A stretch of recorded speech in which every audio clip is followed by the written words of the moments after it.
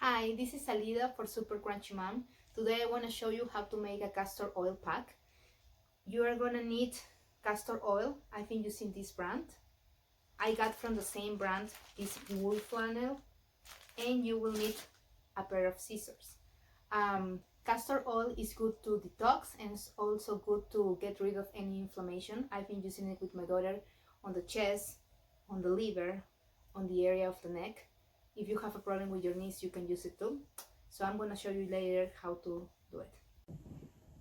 So now I soak the flannel on the castor oil and I put it where I want to do the detox, or where I have the inflammation. In this case I'm going to do the liver. I can do it on the chest, on the neck, on the back for the lungs. And after that I'm going to put a piece of cloth, and then I can wrap him around with a little bandage. In the case of my daughter, I use a little like tank top or a cotton tee that is a little tight, and then you can keep it there for at least 2 hours or overnight. I hope that you like it. So don't forget to keep that pack at least 2 hours, or I do it overnight.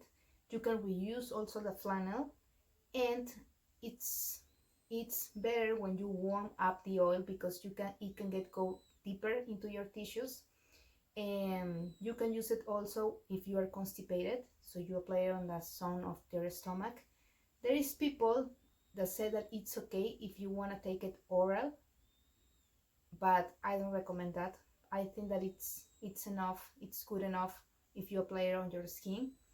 I hope that you like this video. I hope that it's useful for you, and please don't forget to subscribe to my YouTube channel and give it a like on my Facebook page, Super Crunchy Mom.